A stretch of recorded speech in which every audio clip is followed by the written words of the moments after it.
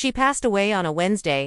The scent of flowers still lingered in the air when my wife turned to me and said we had to get rid of everything. All of it, she murmured, eyes fixed on the floor. It'll help us move on. I didn't respond. The funeral had ended only hours earlier. The soil on her grave was still soft. I could still hear my daughter's voice echoing in my head like a fading melody, but I nodded. Because sometimes staying quiet is easier than trying to untangle someone's grief. I stepped into her bedroom alone. The pink curtain fluttered gently, caught in a breeze. Her stuffed toys were still lined up on the shelves.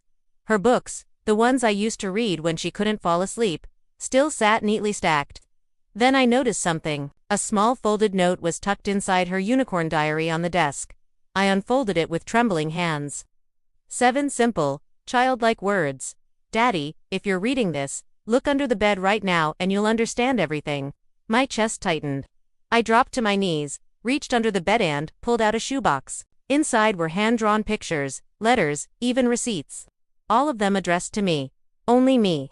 There wasn't a single one meant for her mother. One drawing caught my eye. Crayons on rough paper stick figures. A little girl holding my hand. We were both smiling. Safe. Behind us stood a tall, shadowy figure, a woman with glowing red eyes and a twisted mouth, frozen in a silent scream. Above her, scrawled in uneven letters, her, my mommy. As I read on, the writing became more chaotic, more afraid. She locks me in. He doesn't know. Mommy gets angry when I smile. My lungs forgot how to breathe. I hadn't seen any of this. Or maybe I didn't want to. Love is blinding, but grief it tears off every mask. And in that still moment, I finally started seeing clearly. Days passed with me moving like a shadow, numb, wordless, hollow. My wife cried in public, wept on cue, smiled politely when friends dropped by. But when the lights went out, I watched her differently. She flinched every time I said our daughter's name. She finished her wine too fast. She took whispered phone calls in the bathroom. Something wasn't right. So I checked her cloud storage. Dug into the deleted files. There they were. A long message thread with someone listed only as M. She told him, it's done. Said I believed it was just a tragic accident. Said the child wouldn't stop screaming. I didn't yell. I didn't shatter anything. I just sat in the dark, scrolling through her words, until dawn lit the curtains with pale blue. When she walked into the kitchen the next morning, I was waiting. She smiled, took a sip of coffee, then noticed the tablet. Her smile faded. Her body froze. That's fake, she said calmly. Her voice didn't even flinch. She reached for the tablet, hands shaking. I let her take it.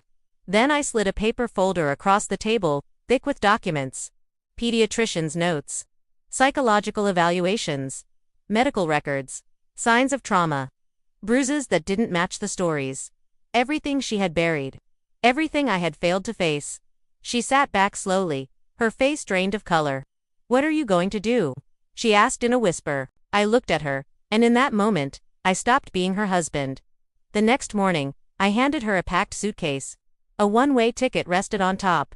Leave, I said. She gave a short, nervous laugh. You have no proof. I nodded. You're right. Then I handed her a second envelope. Inside was a flash drive, containing everything. Texts, photos, screenshots, already copied and sent to child services, the police, my lawyer. She stopped laughing. You wouldn't. I leaned in, calm and cold.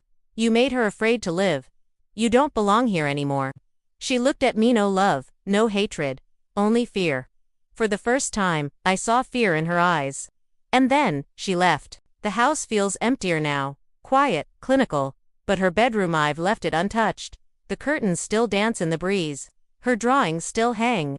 The shoebox remains exactly where I placed it. People ask if I'm healing. I say yes.